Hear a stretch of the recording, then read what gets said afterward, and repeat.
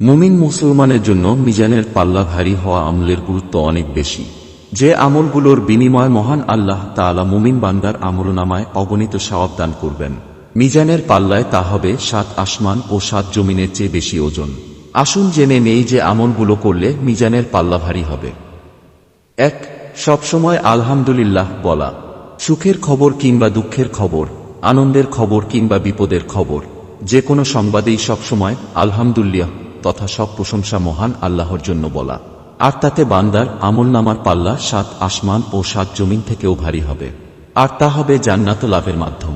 হাদিসে এসেছে, রাসূলুল্লাহ সাল্লাল্লাহু আলাইহি ওয়াসাল্লামের কাছে এক বেদুইন এসে বললেন, হে আল্লাহর রাসূল, আমাকে কোনো একটি ভালো কাজ শিখিয়ে দিন। রাসূলুল্লাহ সাল্লাল্লাহু আলাইহি ওয়াসাল্লাম তখন তার হাত ধরে এ শব্দগুলো শিখিয়ে দিলেন, সুবহানাল্লাহ, আলহামদুলিল্লাহ, লা ইলাহা ইল্লাল্লাহ, আল্লাহু আকবার। লোকটির হাত ধরে প্রিয়নবী বললেন, এ শব্দগুলো বেশি বেশি পড়বে। লোকটি এ কথা শুনে চলে গেলেন।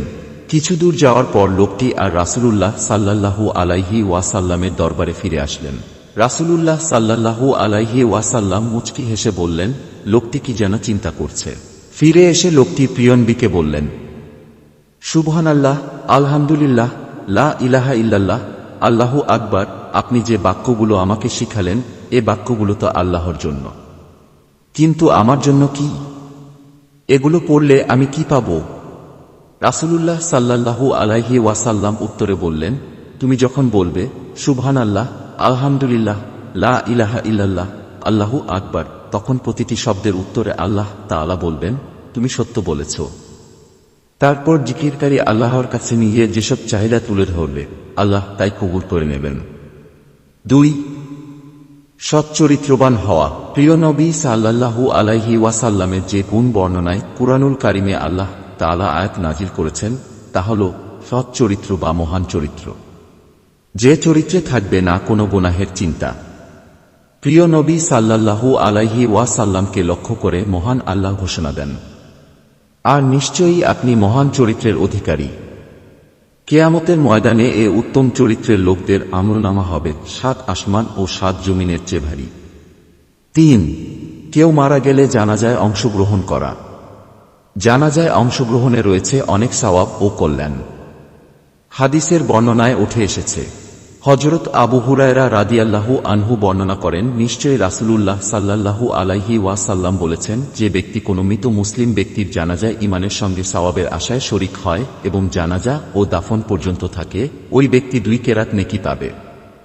আর প্রতি কেরাত হচ্ছে উহুদ পাহাড়ের সমান। আর যে জানাজা পড়ে দাফনের আগে ফিরে যাবে সে 1 কেরাত নেকি নিয়ে বাড়ি ফিরবে।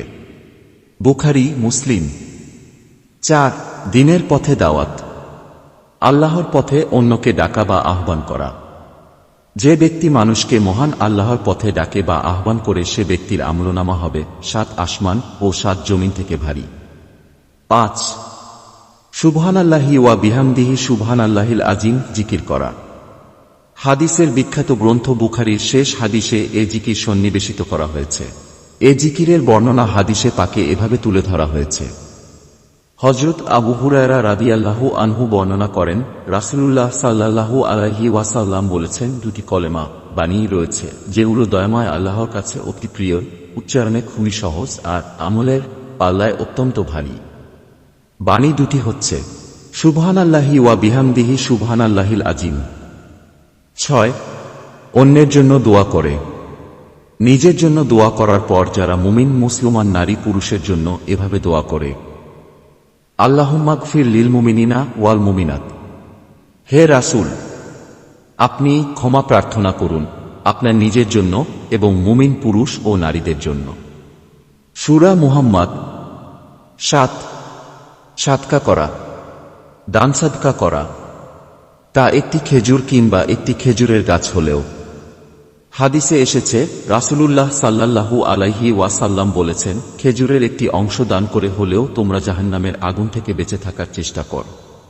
বুখারী ও মুসলিম। 8. রাগ না করা। দুনিয়ার স্বার্থের ঊর্ধ্বে উঠে নিজেদের রাগ থেকে বিরত থাকা। এ রাগ করা হবে মহান আল্লাহর জন্য, দুনিয়ার কোনো স্বার্থে নয়।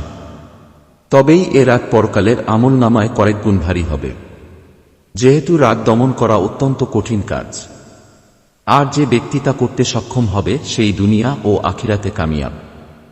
রাগ দমনকারীদের প্রশংসায় আল্লাহ বলেন, যারা নিজেদের রাগকে সংবরণ করে আর মানুষের প্রতি ক্ষমা প্রদর্শন করে তারাই মুহসিন বা সৎকর্মশীল।